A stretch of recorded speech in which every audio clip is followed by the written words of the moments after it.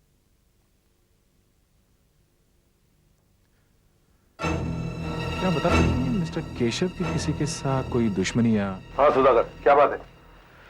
Sir ये mister Keshav का table है और ये उनकी ड्रॉअर में से मिले हैं। America, Europe, Korea, immigration policies. Keshav क्या यहां जाकर रहने की सोच रहे थे?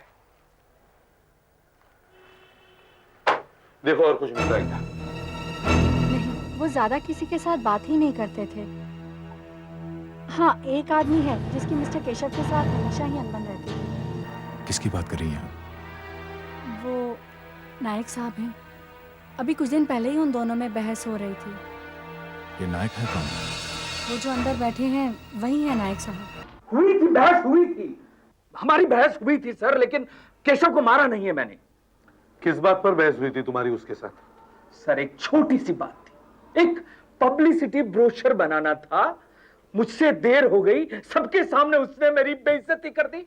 मैंने भी कहा ये देख, ये कंपनी तेरे बाप की नहीं है, आगे से बात करनी है तो इज्जत से बात करना। थोड़ा सा सीनियर क्या हो गया, चर्बी चढ़ गई है तेरे को। ऐसा कहा तुमने अपने सीनियर मैनेजर से? Senior manager? अरे एक घटिया सा फोटोग्राफर जिसकी खींची हुई एक भी फोटो आज तक फोकस में नहीं आई, वो सीनियर मैनेजर बन गया। अरे साहब, विकास साहब ने तो उसे 6 महीने पहले नौकरी से निकाल दिया था, फिर 2 दिन के बाद पता नहीं क्या हुआ, वो आ गया, उसे प्रमोशन मिल गया, वो सीनियर मैनेजर बन गया। वो प्रमोशन मेरा था साहब, मेरा। हाँ, लेकिन उसके प्रमोशन की कोई तो वजह होगी। वजह? हाँ, वजह थी विकास साहब का दिमाग फिर गया था, दिमाग। या फिर कोई न कोई गड़बड़ थी साहब। गड़बड़ कैसी? अरे साहब, जब से विकास साहब ने उसे सीनियर मैनेजर बनाया था तब से उसके तेवर ही बदल गए थे। वो ऐसे बिहेव करने लगा था जैसे इस कंपनी का बॉस विकास साहब नहीं, वो खुद हो। जब मन आया ऑफिस चला आया, जब मन आया तो ऑफिस से चला गया। अरे साहब, एक दिन तो उसने नई गाड़ी भी खरीद ली और फर्स्ट क्लास बंगले में भी रहने लगा। यहां तक कि कुछ दिनों पहले वो फॉरेन जाकर बसने की बात करने लगा था।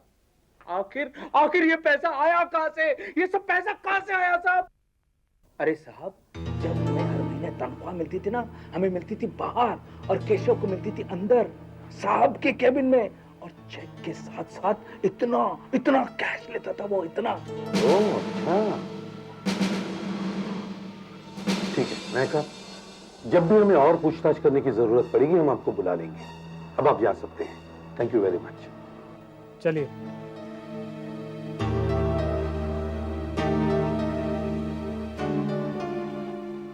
आऊंगा साहब, आप जब भी बुलाएंगे आऊंगा। Thank you.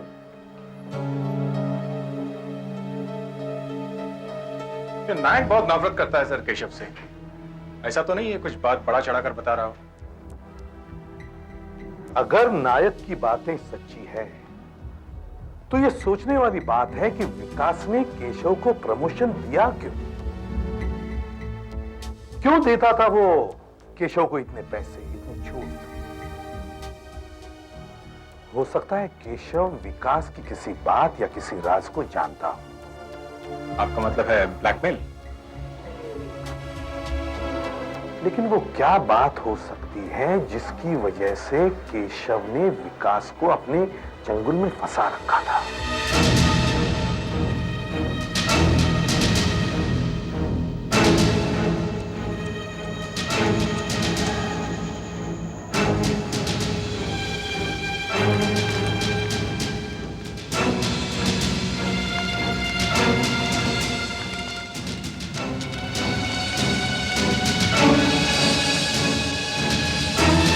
विकास के बारे में और कुछ नहीं जानकारी? हाँ सर, 3 साल पहले वो एक छोटे से कंपनी में सेल्स एग्जीक्यूटिव था।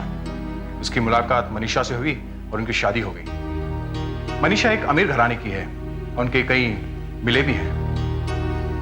उनके परिवार वालों ने किनरी टेक्सटाइल्स खोला और उसका मैनेजिंग डायरेक्टर विकास को बना दिया। विकास की शादी एक अमीर खानदान में हुई। केशव एक फोटोग्राफर है, हो सकता है उसको विकास के बारे में कुछ पता लग गया हो, जिसकी वो तस्वीरें खींचता है और उनके जरिए विकास को ब्लैकमेल करना शुरू करता है। उसके चुप रहने की कीमत है प्रमोशन, पैसा। विकास पर 24 घंटे निगरानी रखो। वो कहां जाता है, क्या करता है, किस किस से मिलता है, सब कुछ मालूम है।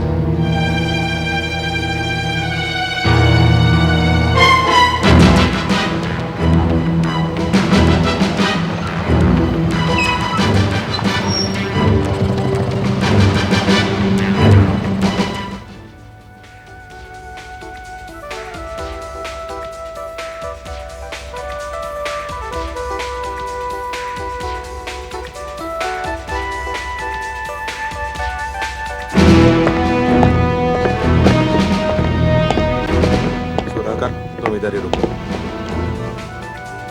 आपका ऑर्डर सर? बाद में।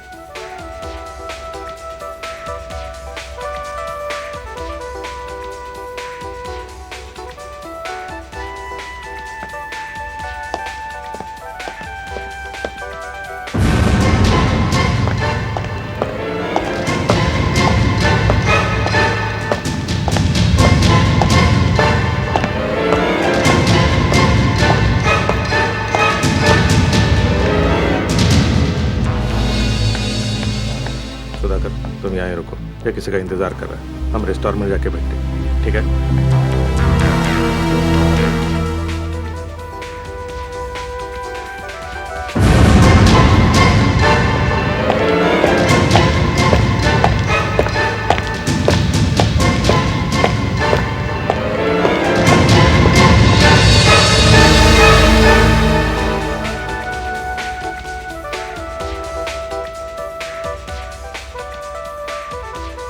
तुझे एक बात बताऊं?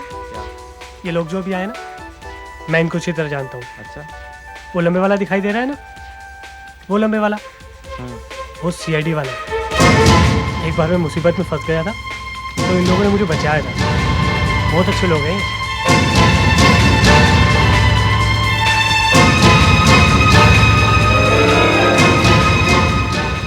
शायद उसने मैं देख लिया, देख रहा है वो इस तरफ।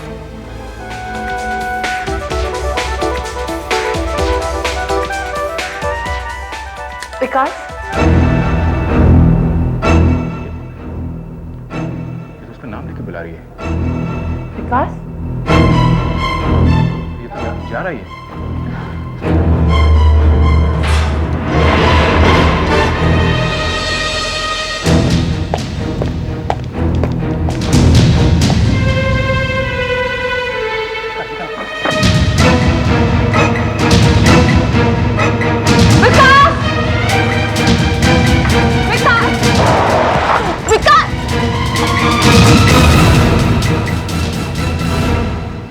विकास से मिलने आई थी।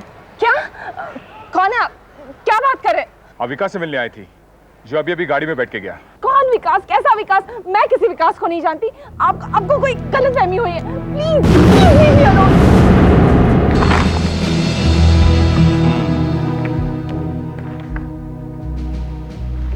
रुक्कू के नाम चिट्ठियां विकास की लिखी हुई। रुक्कू आप ही हैं, है ना? देखिए, इन चिट्ठियों और इन फोटोग्राफ से साफ जाहिर होता है कि आप विकास को अच्छी तरह से जानती हैं। मैं आपकी चिट्ठियां नहीं पढ़ूंगा, बस आप हमें सच सच बताइए, आपका और विकास का रिश्ता क्या है?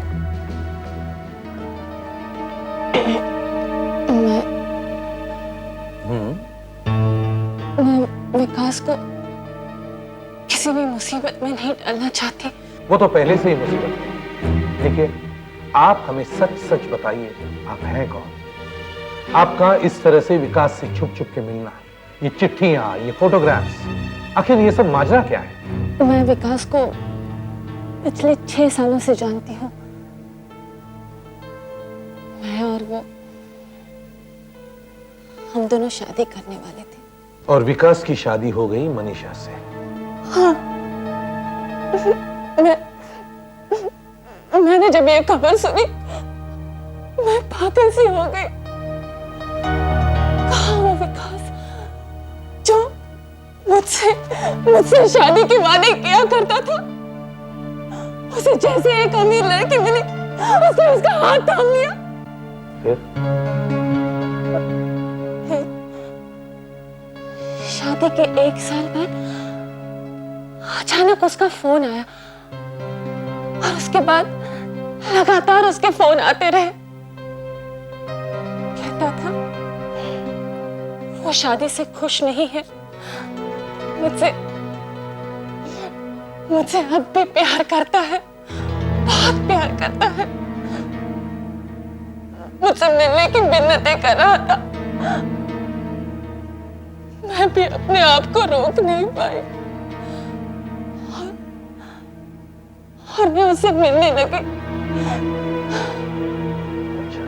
मगर कुछ दिन पहले क्या हुआ? कुछ दिन पहले अचानक उसका फोन आया और उसने मुझसे कहा कि मैं उससे कभी ना मिलूं, आज के बाद कभी मिलूं नहीं, कभी फोन नहीं करूं और मैं ये शहर भी छोड़ के चली जाऊं। क्या विकास ने आपको बताया कि कोई उसे ब्लैकमेल कर रहा है? एसीपी साहब, मैं रुकू के बारे में सब कुछ जानती हूँ। जैसे ही हमारी शादी हुई थी, विकास ने मुझे अपने और रुकू के बारे में साफ साफ बता दिया था कि ये लोग अब भी एक दूसरे से प्यार करते हैं। क्या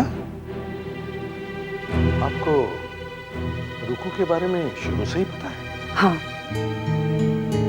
करीब 2 सालों से हमारे बीच काफी टेंशन चल रही थी, इसलिए पिछले हफ्ते ही मैंने ये तय कर लिया था कि अगर विकास को रुकू से सचमुच प्यार है तो मैं इन्हें तलाक दे देती हूँ और ये उससे शादी कर सकते हैं। मैंने इसके बारे में बहुत सोचा और मेरी समझ में आया कि मैं जो कर रहा हूँ गलत कर रहा हूँ। मुझे रुकू से नहीं मिलना चाहिए। और इन्होंने रुकू से मिलना बंद कर दिया, हमेशा के लिए। अब तो आपको सब कुछ पता चल गया ना एसीपी साहब। जब मनीषा रुकू के बारे में शुरू से ही जानती थी तो केशव मुझे ब्लैकमेल करेगा ही क्यों, और मैं उसका खून क्यों करूं? कैसे हो सकता है? कैसे हो सकता है? कुछ समझ में नहीं आ रहा है। ये कैसे हो सकता है? कैसे हो सकता है ये?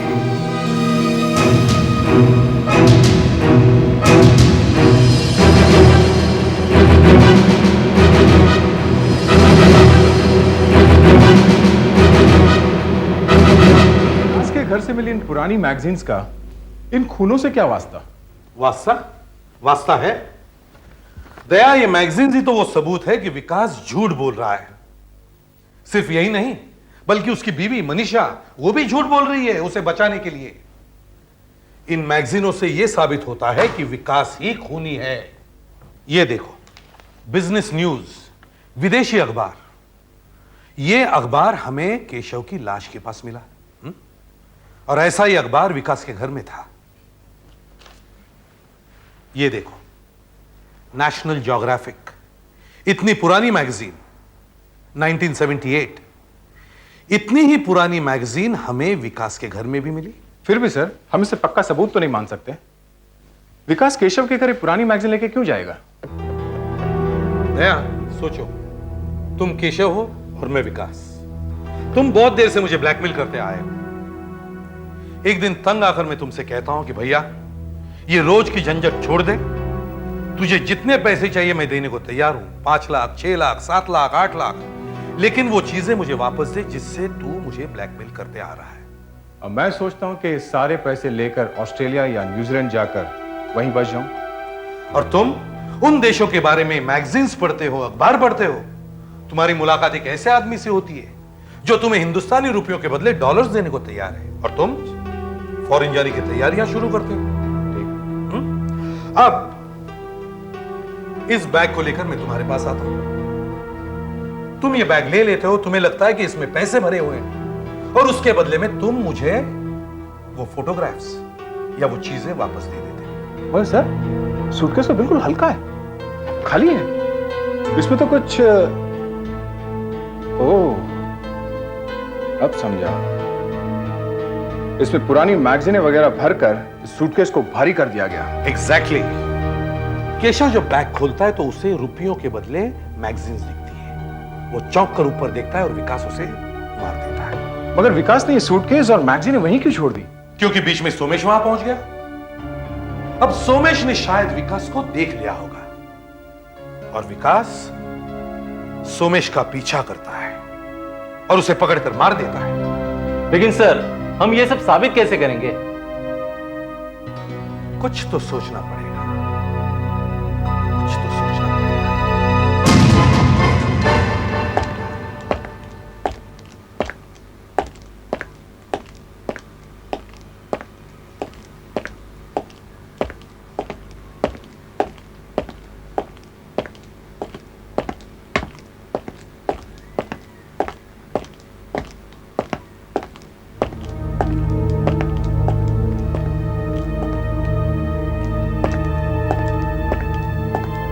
प्रीतम स्टूडियो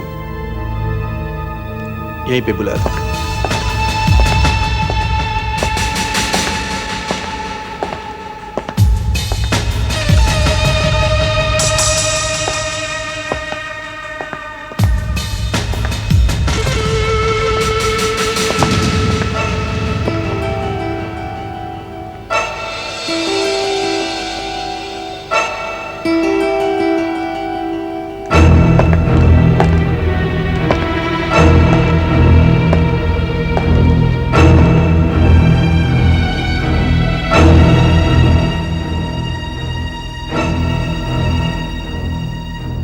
कहाँ हो तुम? कहाँ हो तुम? देखो तुमने मुझे यहां पे बुलाया था।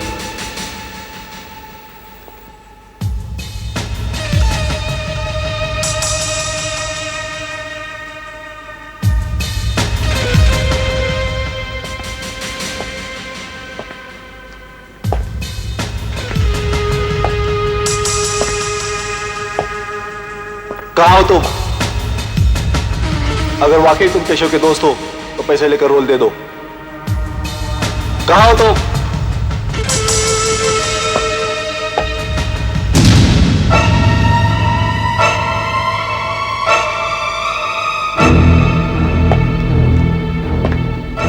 देखो देखो, ये सारे पैसे ले लो और मुझे वो रोल हमेशा हमेशा के लिए दे दो।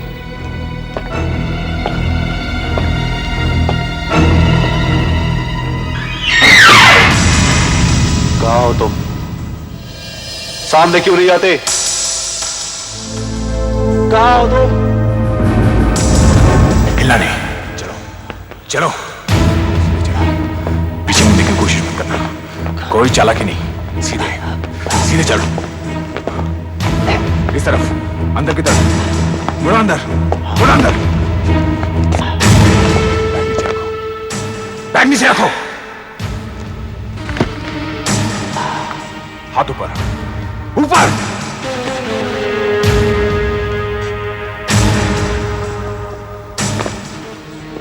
हाथ ऊपर, हाथ ऊपर। देखो मेरे पास बंदूक नहीं है, बैग में सिर्फ पैसे है। रोल है तुम्हारे पास? है, तो पहले पैसा। हाथ ऊपर, हाथ ऊपर। काफी भारी है, पहले मैं इसे चेक करूंगा। तुम इसे चेक करो, पर मुझे कैसे यकीन होगा कि जो रोल तुम मुझे दे रहे हो उसकी तुम्हारे पास कोई कॉपी नहीं है और तुम मुझे दोबारा ब्लैकमेल नहीं करोगे? ये 5 लाख मेरे लिए बहुत है। कोई चालाकी नहीं, पीछे गोली मार दूंगा मैं। अरे ये क्या मत? मैं कहती हूँ हिलना मत। चलो जल्दी दो, कोई है यहाँ पे? कोई है? जल्दी करो, मैं कहती हूँ जल्दी करो, जल्दी करो मुझे रोल। चलो अब तो नहीं बचेगा। मनीषा गोली में चलाओ। तुझे मनीषा उसे रोल दे दिया, उसे जाने दो। मनीषा, मनीषा तुम पागल तो नहीं हो गई? Go back. जब मैं मार सकती हूँ तो तीसरे को मारने में क्या होता है? बंदूक हटाओ। कोई नहीं।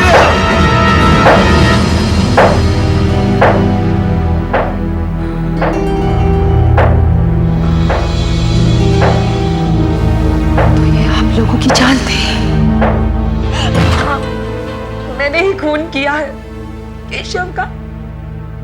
और सोमेश का भी।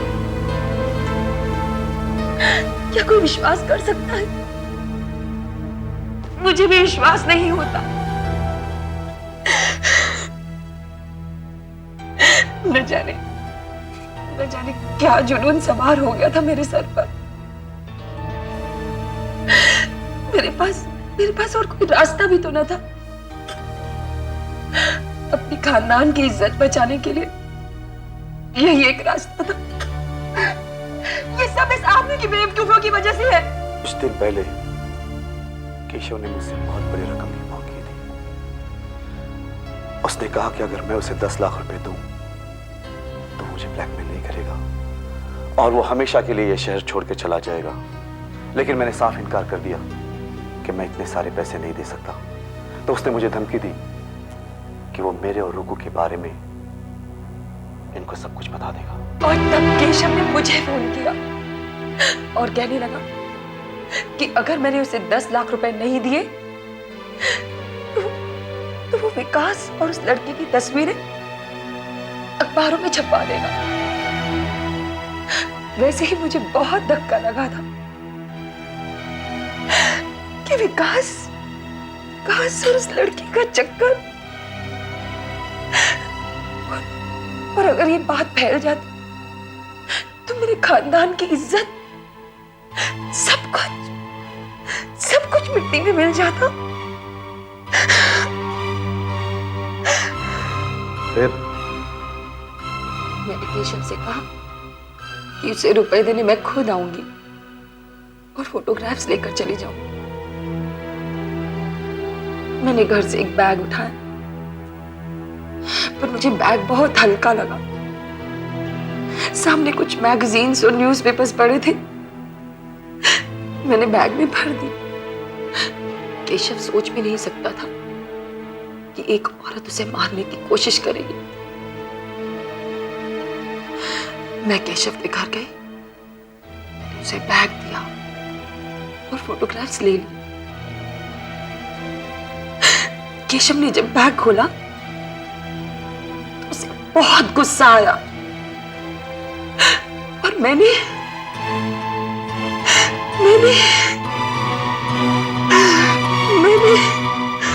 इसे गोली मार दी। मगर सोमेश उसी वक्त वहां पहुंच गया और इसलिए आपको उसे भी मारना पड़ा। सोमेश केशव के घर अपना जैकेट छोड़कर भागा। उसके ड्राइविंग लाइसेंस से मुझे उसकी एड्रेस का पता चला।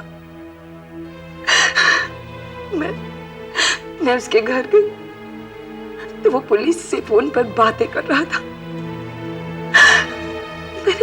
मैंने फोन की तार खींची और उसे एक सुसाइड नोट लिखा और फिर मैंने उसे भी मार दिया।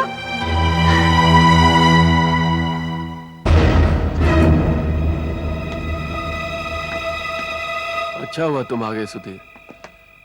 आज तबीयत काफी खराब लग रही है। मैं थोड़ी देर आराम कर लूंगा। अरे यार तुम कोई अच्छी सी दवाई लेकर आराम कर लो ना। हाँ ले लूंगा यार। तुम अभी रिसेप्शन पे चले जाओ। कोई आ गया तो प्रॉब्लम हो जाएगी। मैं कल सुबह जल्दी आ जाऊंगा। अरे अब इस समय यहाँ कौन आएगा यार। चल तुझे छोड़ देता हूँ नुक्कड़ तक। चल।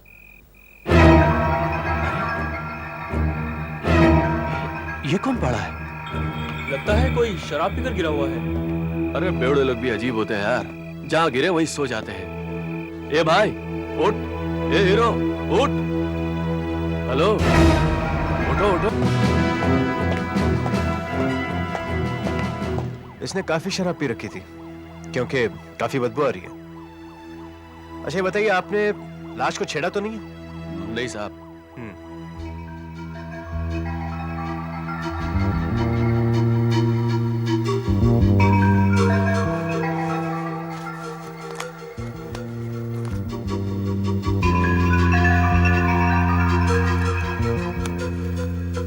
काफी सारे रुपए हैं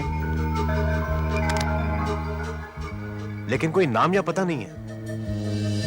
आप ही ने हमें बुलाया था ना? जी हाँ साहब। मैं इस टूरिस्ट लॉज का रिसेप्शनिस्ट हूँ साहब। यह आदमी आप ही के होटल का गेस्ट था ना? जी हाँ साहब। मिस्टर सतीश राठौड़, कमरा नंबर 202। ये साहब सेकंड फ्लोर पर रहता था, दूसरे माले पर। माइकल, फोटोग्राफर बुलवाओ और यहाँ के सारे फोटोग्राफ्स ले लो, बिल्डिंग के भी। Okay sir. अरे डॉक्टर साहब, कैसे हैं आप? हाय। बस सब आप ही चेक कीजिए, सुपरफिशियल एग्जामिनेशन से क्या पता चलता है बॉडी के बारे में। आशा, तुम मेरे साथ हो, आप भी प्लीज चलिए हमारे साथ।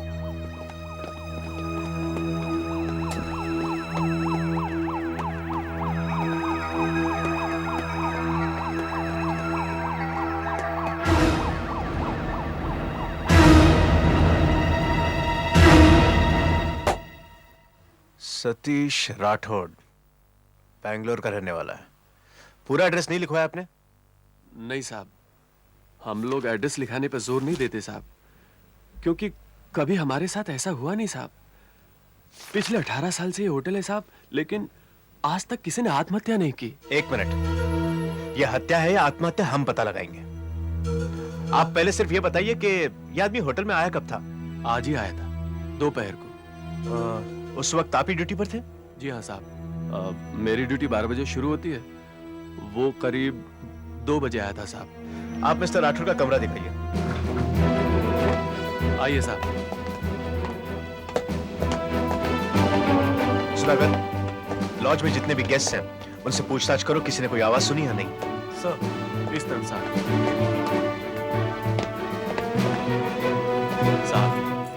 ये रहा कमरा नंबर 202।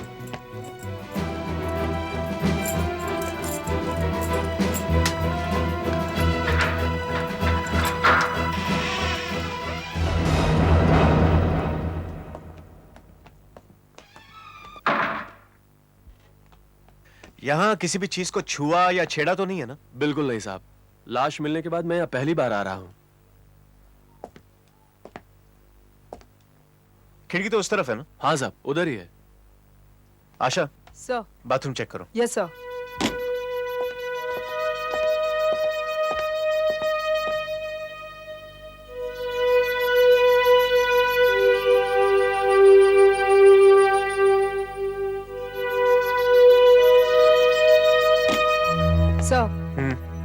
सर, बाथरूम में कुछ नहीं मिला सर। ओके।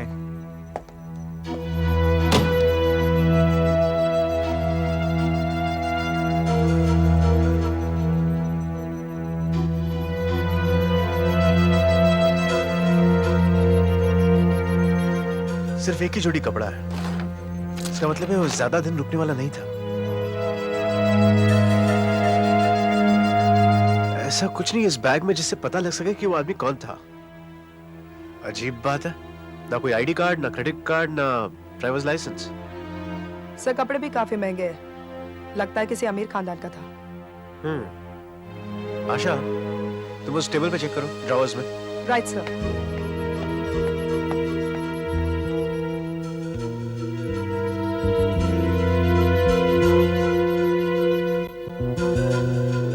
लिपस्टिक, यहाँ पर कोई लड़की आई थी? देखिए, इस ग्लास पर लिपस्टिक के निशान है। लड़की?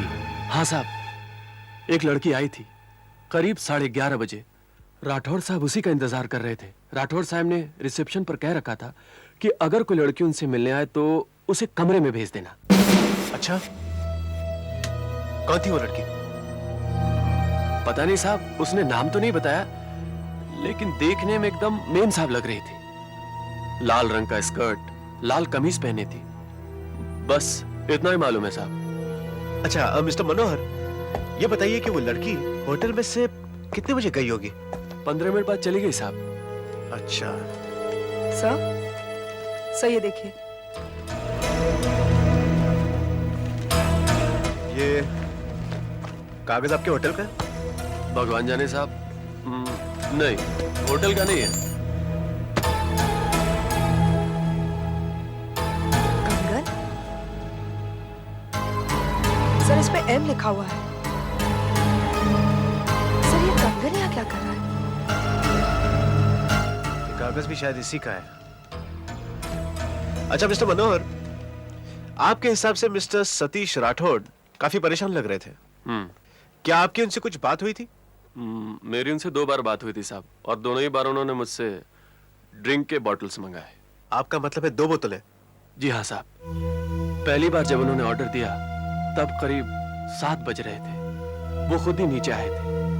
उन्होंने फोन किया था और फोन पर एक अजीब सी बात की थी साहब। नंबर मैं कब से ट्राई कर रहा हूँ, मिल नहीं रहा, जरा मिला दीजिए। नंबर क्या है सर? 33 33 111 111 43 43। एक मिनट सर। हाँ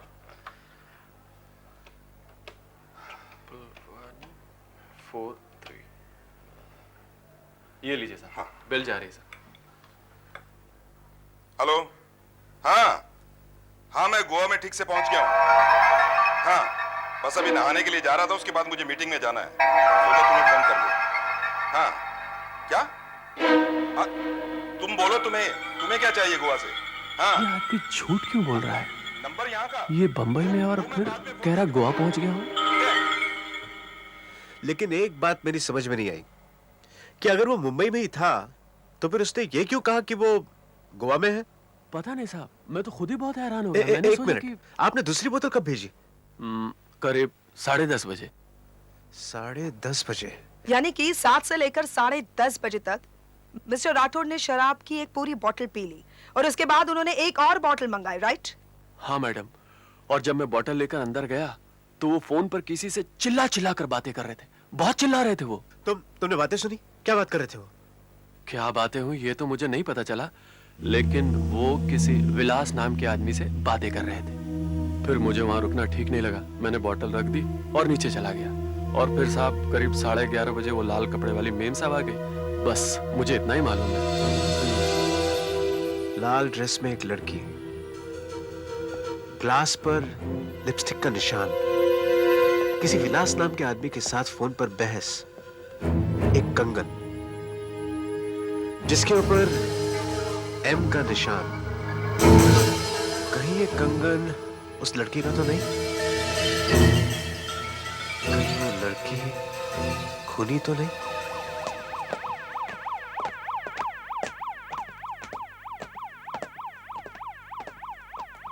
हाँ डॉक्टर साहब। या वीरेन कम। पता चला? हाँ ये ऐसा लगता है लाश अभी अकड़ना शुरू ही हुई है। ये देखो, ये इसका मतलब ये आदमी लगभग 3 घंटे पहले मरा होगा। अभी 2 बज रहे हैं, यानी इसकी मौत कोई 11 साढ़े 11 बजे के आसपास हुई है। अच्छा डॉक्टर साहब, क्या आप यकीनन कह सकते हैं कि आदमी ऊपर से ही गिरा? दिखता तो ऐसा ही है, बॉडी की पोजीशन भी यही बताती है। और ये देखो, ये इसकी टांगे पूरी तरह से टूट गई हैं, मल्टीपल फ्रैक्चर है। ये देखो सब टूट गई है। एक बात है जो बहुत अजीब है, ये देखो यहाँ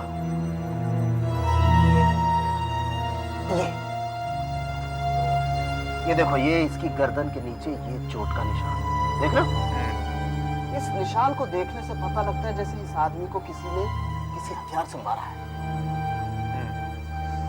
एक मिनट डॉक्टर साहब, क्या ऐसा हो सकता है कि गिरते वक्त उसकी गर्दन खिड़की से या किसी और चीज से टकराई हो? हाँ, ये भी हो सकता है। बहरहाल अभी तो मैं इस लाश को पोस्टमार्टम के लिए ले जाता हूँ और ये भी स्टडी कर लेता हूँ कि आखिर ये गिरा कैसे। लेकिन ये पता कैसे चलेगा? उसके लिए तो किसी को ऊपर से गिराना पड़ेगा, तभी पता लग सकेगा। किसी को गिराना पड़ेगा? डमी।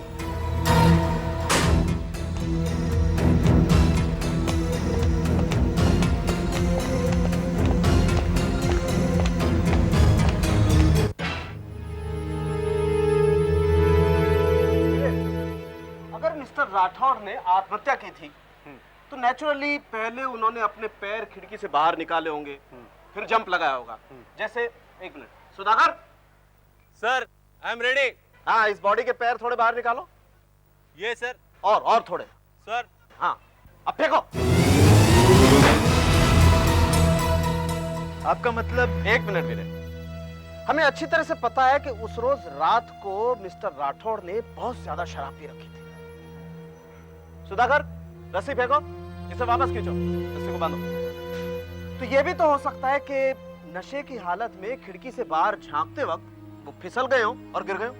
देखो मैं बताता हूं। सुधाकर, तैयार हो?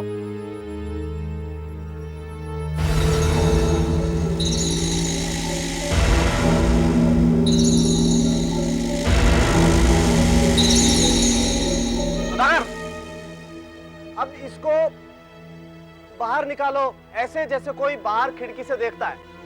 सर। हाँ, थोड़ा आगे। ये सर। और आगे। हाँ, गुड, वेरी गुड। हाँ, फेंको।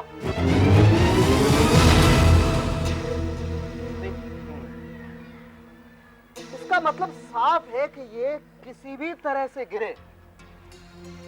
इसकी गर्दन के नीचे यहाँ पीठ पर कोई चोट लग ही नहीं सकती। देखो, अगर हम बिल्डिंग को गौर से देखें तो बिल्डिंग के बाहर कोई ऐसी नुकीली चीज हमें दिखाई नहीं देती जो इसके शरीर से टकराए और इसके यहाँ पर ये चोट लगे। एक और बात, हमें अच्छी तरह से पता है कि इसकी पैर की हड्डियां पूरी तरह से टूट चुकी हैं। इसका मतलब साफ है कि नीचे गिरते वक्त पहले इसकी टांगे जमीन से टकराई।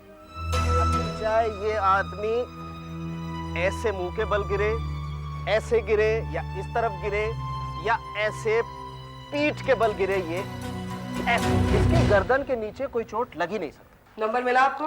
जी हाँ, ढूंढ रहा हूँ, 1 मिनट देता हूँ मैडम। रजिस्टर में ही लिखा हूँ, पर शायद किसी कागज पे लिखा होगा।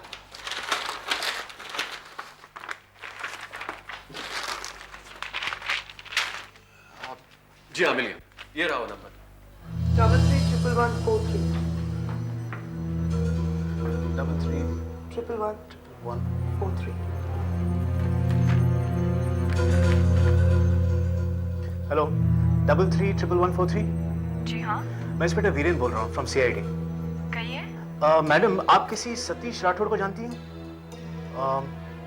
बेंगलोर का रहने वाला। नहीं तो। मैडम देखिए, उसने इसी नंबर पर आपको फोन किया था करीब कल 7 बजे, और उसने कहा था कि वो गोवा पहुंच गया और नहाने के बाद वो मीटिंग में जाने वाला है। क्या कीजिए? जी हाँ, फोन तो आया था, लेकिन वो मेरे पति का था, आशीष का। आशीष? हाँ, मगर आप ये सब क्यों पूछ रहे हैं? आप कहाँ से बोल रहे हैं? आप कहीं गोवा से तो नहीं बोल रहे? क्या हुआ है आशीष को? आशीष आपका पति? आशीष मेरे पति थे, लेकिन ये सब क्या हो गया? वो कह के गए थे गोवा जा रहे हैं, लेकिन उस होटल में कैसे पहुंच गए? मिसेस खन्ना प्लीज संभालिए अपने आप को। हम भी तो पता लगाने की कोशिश कर रहे हैं कि ये सब कैसे हुआ। आइए, आप मेरे साथ आइए, चलिए। विठल जी, मैं आपको डिस्टर्ब तो नहीं करना चाहता था, लेकिन फिर भी आपसे कुछ पूछताछ करना चाहता हूँ। बाबा! बेटे शांत हो जाओ, शांत हो जाओ बेटे, शांत हो जाओ, शांत हो जाओ। मिसेस खन्ना आइए, आप मेरे साथ चलिए। मैं आशीष का ससुर हूँ। रश्मि मेरी बेटी है, ये मुकेश आशीष का खास दोस्त और कलीग। आपको जो कुछ पूछना आप मुझसे पूछिए। मेरी बेटी रश्मि इस वक्त कुछ भी कहने की स्थिति में नहीं है। विठल जी, आपको क्या लगता है ये सब कैसे हुआ? मेरे तो कुछ भी समझ में नहीं आ रहा। आशीष कल सुबह घर से गोवा जा रहा हूं कहकर निकला था। उसका फोन भी आया था, उसने बताया कि वो गोवा पहुंच गया है।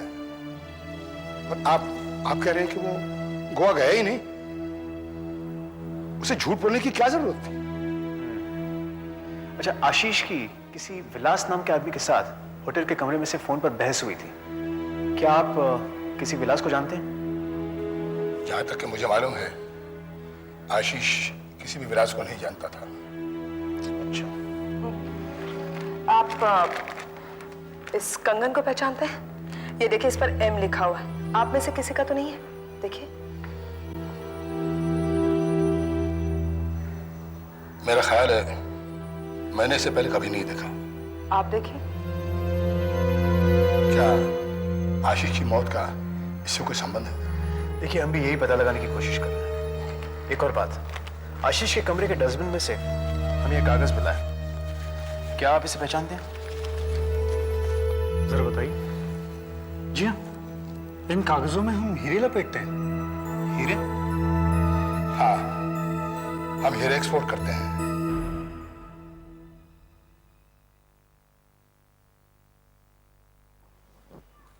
हमारे सेफ में से सबसे बढ़िया क्वालिटी के ये कोई 40 हीरे गायब है। इस रजिस्टर के अनुसार वो सारे हीरे आशीष ले गया है। आशीष? जी हाँ सर, कल सुबह गोवा जाते समय तकरीबन क्या वैल्यू रही होगी इन हीरो की? इंडियन मार्केट के हिसाब से तकरीबन 5 लाख। जी हाँ सर। आशीष के पास 5 लाख रुपए के हीरे थे, लेकिन वहां होटल के कमरे में से तो कुछ नहीं मिला। इसका मतलब है शायद इन हीरो की वजह से ही उसका खून हुआ। डॉक्टर साहब कुछ पता चला ग्लास पर लिपस्टिक के निशान के बारे में? ये देखो वीरेन, इस ग्लास पर हमें काफी उंगलियों के निशान मिले और ये निशान आशीष खन्ना की उंगलियों के हैं। लेकिन ये जो ग्लास है इस पर सिवाय इस लिपस्टिक के निशान के और कोई उंगलियों के निशान नहीं। इसका मतलब है या तो पीने वाले ने सारे निशान मिटाकर सिर्फ लिपस्टिक छोड़ दिया है, या फिर उसने ग्लव्स पहन रखे थे। वीरेन तुम मुझे थोड़ा टाइम और दो, मैं तुम्हें डिटेल में रिपोर्ट देता हूँ। ओके? समझ में नहीं आ रहा।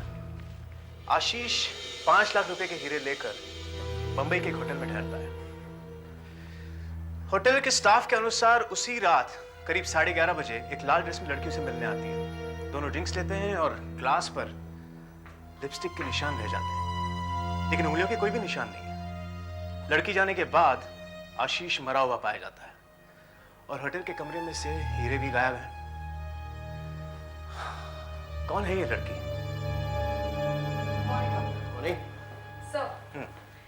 सर ये है mister Mehta, jewellery expert. Hello sir ये हमें इस कंगन के बारे में कुछ बता सकते हैं? हाँ बताइए। सर मैंने इस कंगन को बड़ी बारीकी से देखा है, चेक किया है। ये ज्यादा महंगा नहीं है, ये कुछ 2-2.5 हजार तक का होगा। लेकिन हाँ, इस पर जो काम किया गया है वो मैंगलोरी कारीगर ने किया। अच्छा मिस्टर मेहता, क्या आप बता सकते हैं कि ऐसे कंगन बंबई में और कहां-कहां मिल सकते हैं? ये तो कहना बड़ा मुश्किल होगा, लेकिन हाँ ये मैंगलोरी कारीगर ज्यादातर भुलेश्वर और ठाकुरदार में ही काम करते हैं। हो सकता है कि इस डिजाइन का कंगन हम वहीं किसी दुकान से बेचा गया पाए। अच्छा, थैंक यू मिस्टर मेहता। आशा एक काम करो, ठाकुर द्वार और भुलेश्वर में जितने भी ज्वेलरी की दुकानें हैं सब चेक करो। Yes sir. शायद एक कंगन ही हमें उस लाल कपड़े वाली लड़की के पास पहुंचा सकता है। 18 निकी कॉटेज, बांद्रा वेस्ट। सर हमें आशीष के कुछ मोबाइल बिल्स मिले हैं, शायद उनसे कुछ पता चले। कुछ पता चला? सर इन 3 नंबर्स पे ही ज्यादातर कॉल्स किए गए हैं। एक उनके घर का है, एक उनके ऑफिस का है, और ये तीसरा नंबर ये किसका है? सेम नंबर, काफी बार इस नंबर पर फोन किए गए हैं। सर हमने टेलीफोन एक्सचेंज से पता लगवाया, ये नंबर मिस सलोनी नाम के लड़की का है, बांद्रा में रहती है, 18 निकी कॉटेज।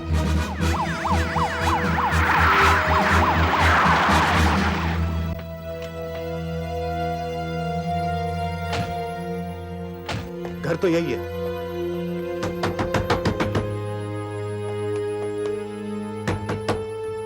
दरवाजा खोलिए, सीआईडी। वरना जिंदा नहीं छोड़ेंगे। माइकल तुम यही रहो।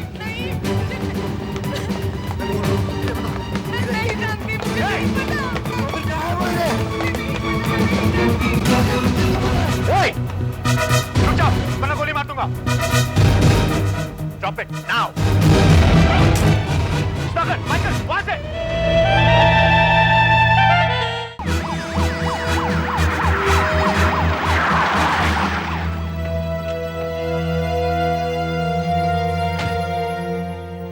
घर तो यही है।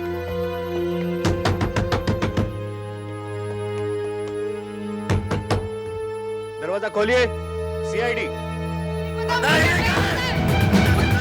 माइकल तुम यही रहो। मैं बोल रहा हूँ। फिर कहाँ है वो हीरे?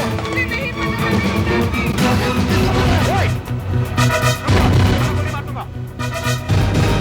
Drop it now. Stop it, Michael. What's it?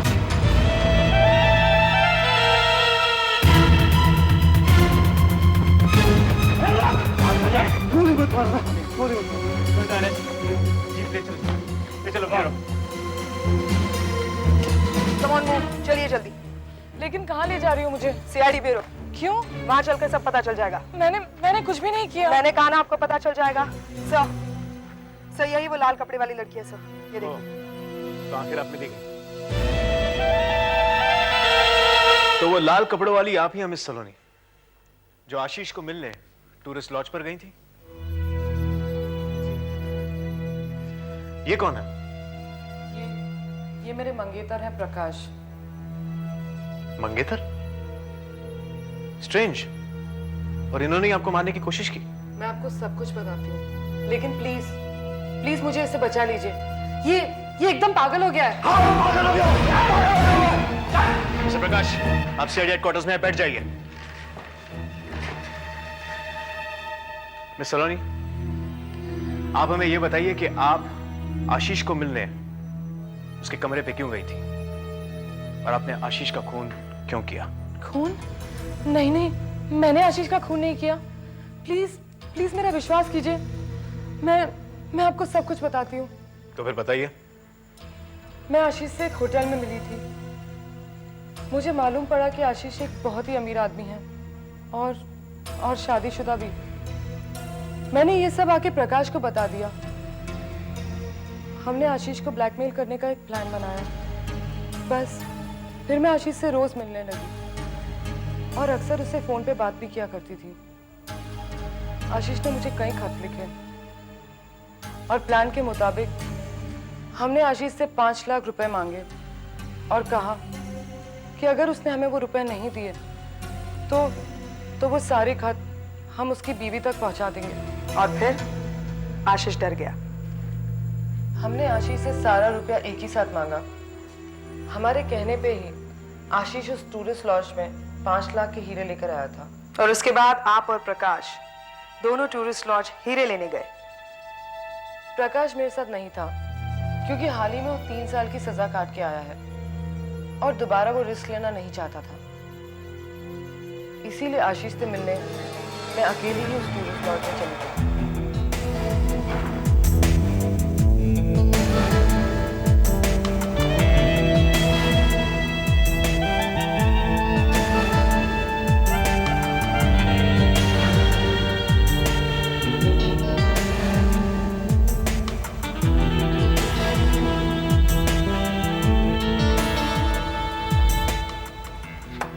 आशीष,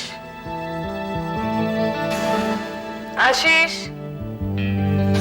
आशीष, क्या तुम अंदर हो? आशीष, दरवाजा तो खुला है। आशीष, आशीष,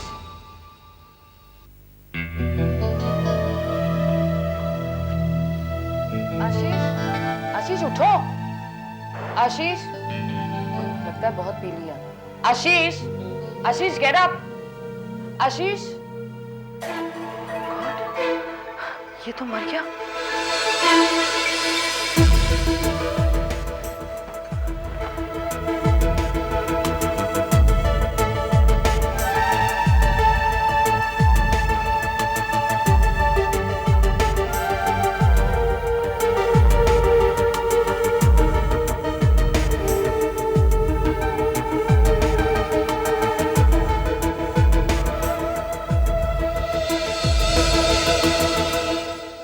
यानी आप कहना चाह रही हैं कि जब आप वहां पर पहुंची तो आशीष पहले से ही मरा हुआ था और हीरे भी गायब थे? जी, मैं वहां से भागकर सीधे प्रकाश के पास गई और मैंने उसे सब कुछ बता दिया, लेकिन ये मेरा विश्वास ही नहीं कर रहा। क्योंकि मुझे मालूम है कि ये मुझे डबल क्रॉस कर रही है और सारे हीरे खुद हड़पना चाहती है। और जब मुझे इस बात का शक हुआ तो मैं लॉज पहुंचा, पर तब तक आप वहां आ चुके थे। इसीलिए तो मैंने मारने की कोशिश भी कर रहे थे? मैं इसे मार नहीं रहा था, सिर्फ धमका रहा था, क्योंकि मुझे पूरा यकीन है कि आशीष का खून इसी ने किया है और हीरे इसके पास ही मिलेंगे। मैंने आशीष का खून नहीं किया है और ना ही वो हीरे मेरे पास है। आप लोग मेरा यकीन क्यों नहीं करते? कहानी बहुत अच्छी है मिस सलोनी, लेकिन एक बात आप भूल गई कि आपने मिस्टर आशीष के साथ ड्रिंक ली थी। ड्रिंक? मैंने आशीष के साथ कोई ड्रिंक नहीं ली। हमें ग्लास पर लिपस्टिक के निशान मिले हैं। मिस सलोनी, झूठ बोलकर कोई फायदा नहीं। आपने आशीष को मारा, हीरे उठाए, वहां से भाग निकली और आप ये कहानी बता रही हैं। बिल्कुल ठीक कह रही हैं आप, इसने ऐसा ही किया है। बहुत चालाक। एक मिनट मिस्टर प्रकाश, हो सकता है कि आशीष का खून तुमने किया? एक मिनट, तुम इनसे पहले वहां पहुंचे, आशीष को मार डाला, हीरे उठाकर वहां से निकल गए और अब तुम इन्हें डबल क्रॉस करने लगे। मुझे लगता है कातिल तुम दोनों में से ही एक है। सुधाकर, माइकल, मिस्टर प्रकाश और मिस सलोनी को गिरफ्तार कर दो। सर, मैंने ठाकुर द्वार और भुलेश्वर में जितनी भी ज्वेलर शॉप थी उनमें से करीबन सारी दुकानों में पूछताछ की है।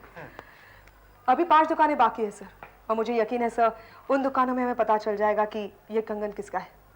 ओके, गुड, चलो। तो डॉक्टर साहब।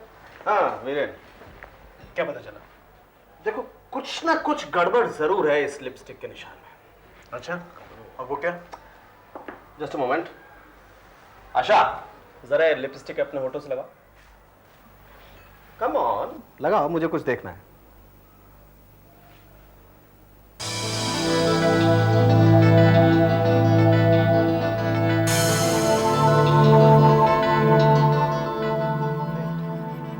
अब इस ग्लास से जरा एक सिप लो। Come on.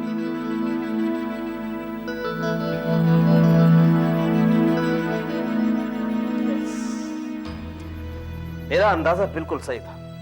देखो वीरेन, जैसे हम किसी चीज को अपनी उंगलियों से छूते हैं और उंगलियों के कुछ खास निशान उस चीज पर लग जाते हैं, वैसे ही होठों के भी खास निशान लग जाते हैं। ये देखो, ये आशा ने अपने होठों से इस गिलास से सिप लिया और अपने निचले होठ का ये मार्क यहां छोड़ दिया, ये निशान। अब इस ग्लास को देखो, ये जो हमें होटल के उस कमरे से मिला था, यहां पर इस लिपस्टिक में कोई खास निशान नहीं है, कोई होठ का निशान नहीं है। ऐसा लगता है जैसे किसी ने इसे मुंह नहीं लगाया, बस सिर्फ उंगलियों से लिपस्टिक का एक निशान बना दिया, हमें धोखा देने के लिए।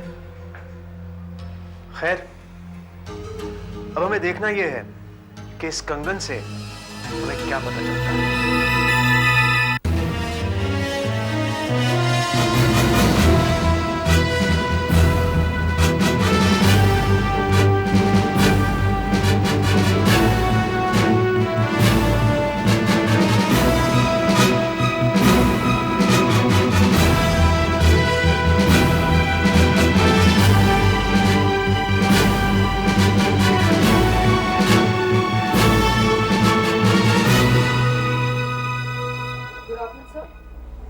Inspector Asha from CID। Good afternoon. Sir, हम आपसे कुछ बात करना चाहते हैं, कुछ पूछना चाहते हैं। हाँ जी, पूछिए। ये कंगन क्या आपकी दुकान से बनवा गया था? जी हाँ, ये मेरी दुकान का ही बना हुआ है, काफ़ी पॉपुलर है, काफ़ी बिकता है। क्या आप हमें बता सकते हैं कि ये किसने बनवाया था, क्योंकि हम उसे ढूंढ रहे हैं। नहीं जी, ये तो बहुत मुश्किल है बताना, क्योंकि ये काफ़ी पॉपुलर डिज़ाइन है और बहुत ही बिकते हैं। अब देखिए, इस कंगन पर M एनग्रेव किया हुआ है, शायद इससे कुछ आपको मदद मिल जाए। तो कोशिश करते हैं, देखते हैं।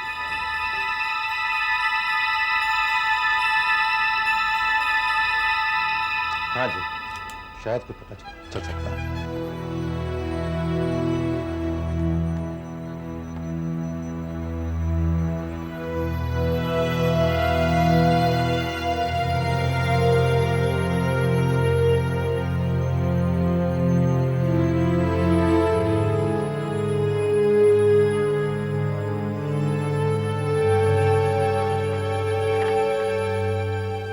हाँ जी, ये 6 महीने पहले एक कस्टमर ने बनाया था, जिसका नाम है मलिका सेन। मलिका सेन? ये नाम अब तक तो आया नहीं। एड्रेस है क्या? जी नहीं, एड्रेस तो नहीं है, क्योंकि वो खुद आए थे अपना डिलीवरी के लिए। हाँ, और एक बात है कि उन्होंने 1 महीने पहले ये कंगन का ऑर्डर दिया हुआ है। कब एड्रेस लिखवाया था? नहीं जी, इनका एड्रेस नहीं है, इनका फ़ोन नंबर है मेरे पास। क्या है? 611-0233 0233। Hello, hello miss Mallika Sen, inspector Asha from CID।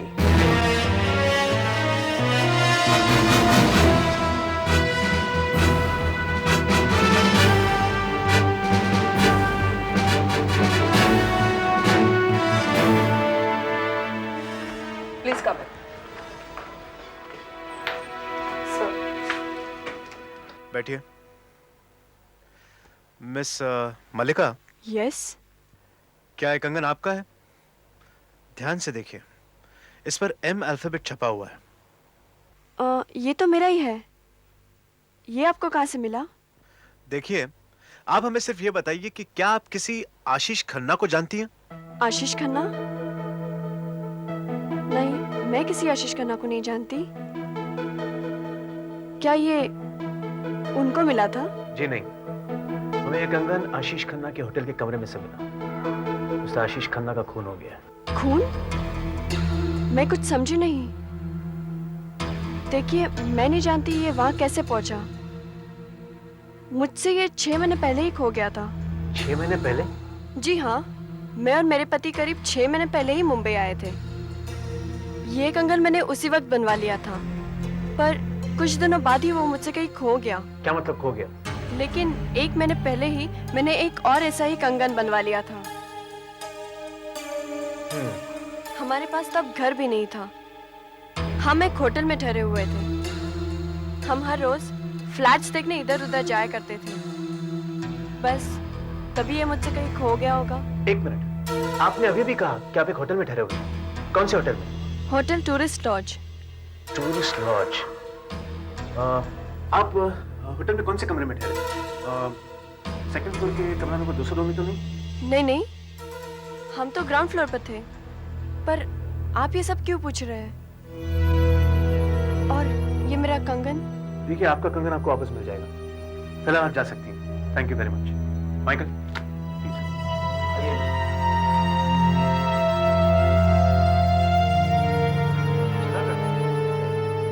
इसे एविडेंस बॉक्स में डाल दो। ओके सर, अगर कंगन 6 महीने पहले ही खो गया था, तो वो आशीष खन्ना के कमरे में कैसे पहुंचा?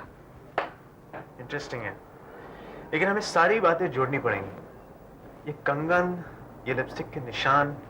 सर, हम अब तक मिस्टर विलास के बारे में कुछ नहीं जान पाए। कहीं वो तो... आशा, सोचो, एक बच्चा एक रोज स्कूल नहीं जाता है, मतलब स्कूल से छुट्टी मारता है, ऐसे। अब अगले दिन वो टीचर से या तो ये बहाना बना सकता है कि उसे बुखार था, जो टीचर मान लेगी, या फिर वो ये कह सकता है कि उसका कोई रिश्तेदार मर गया था, जो टीचर मान लेगी। लेकिन अगर वो ये कहता है कि उसे बुखार भी था और उसका रिश्तेदार भी मर गया था, तो टीचर को यकीनन मालूम हो जाएगा कि वो झूठ बोल रहा है। मतलब मेरे ख्याल से मैं जानता हूं कि ये विलास कौन है। Hurry up.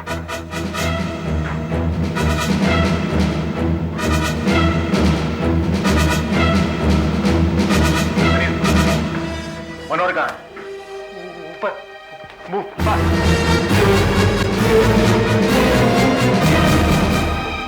मनोहर, रुक जाओ वहीं।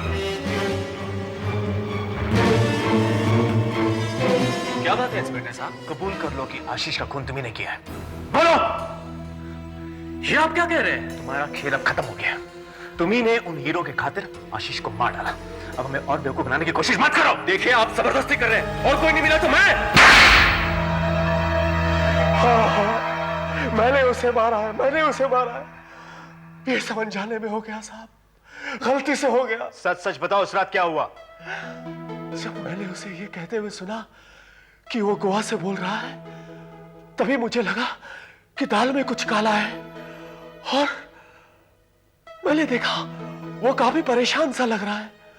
वो शराब की एक पूरी बोतल पी गया साहब, और फिर दूसरी मांगने लगा मुझसे। दूसरी बोतल लेकर मैं उसके कमरे में गया। साहब, साहब, साहब, साहब, आपका ऑर्डर लेके आया हूं साहब। साहब। वो शायद उस वक्त गहरी नींद में सो रहा था। जैसे ही मैं बोतल खोलने को हुआ, मेरी नजर सामने पड़े हीरो पर गई। हीरो की चमक ने मेरी आंखों में लालच भर दिया। मैंने देखा वो गहरी नींद में सो रहा था।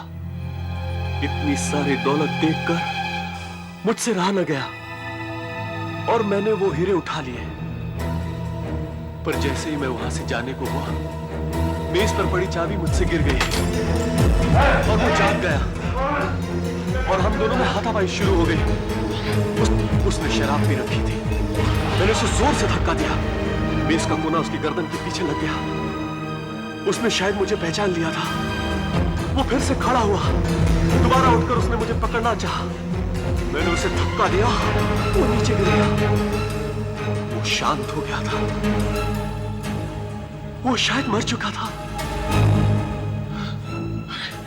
ये क्या? ये तो मर गया। साहब! आशीष, तभी मुझे बाहर से किसी लड़की की आवाज सुनाई पड़ी। मैं भागकर बाथरूम में छिप गया। आशीष, मैंने देखा लाल कपड़ों में एक लड़की उस कमरे में आई। आशीष, आशीष उठो। आशीष, क्या हो गया तुम्हें? वो लड़की शायद उसे जानती थी। मेरी समझ में नहीं आ रहा था कि ऐसी हालत में मैं क्या करूं। मैंने उसे जान से नहीं मारना चाहा था।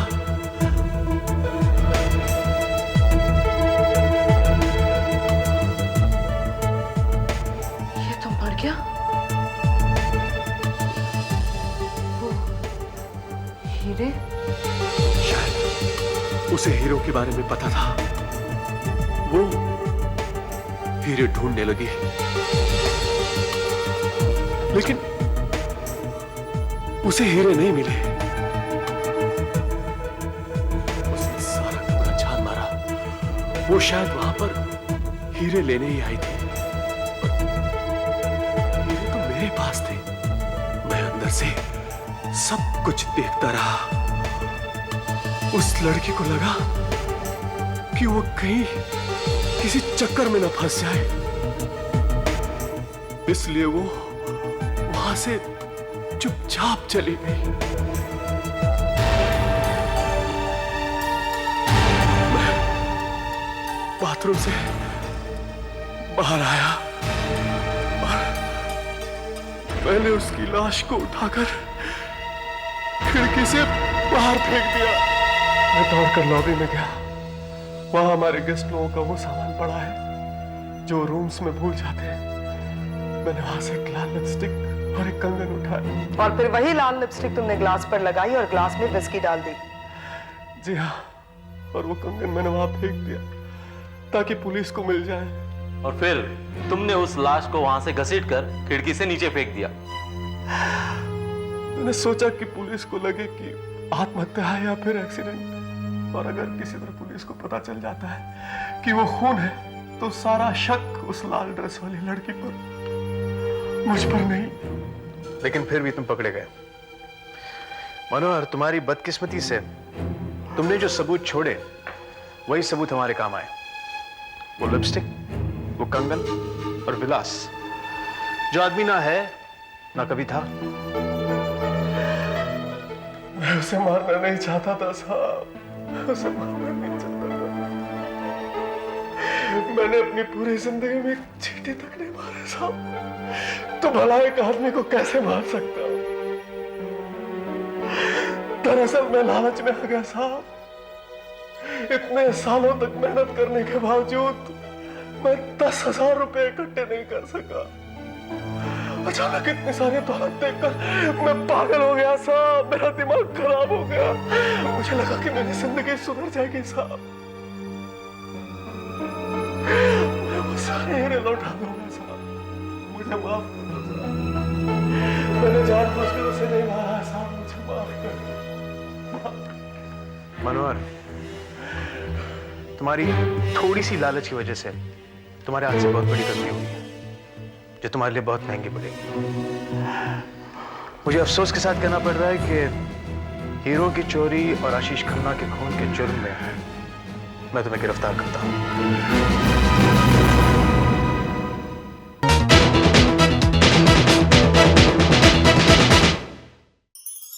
ऐसे और भी मजेदार वीडियो के लिए हमारे चैनल को लाइक, शेयर और सब्सक्राइब करें।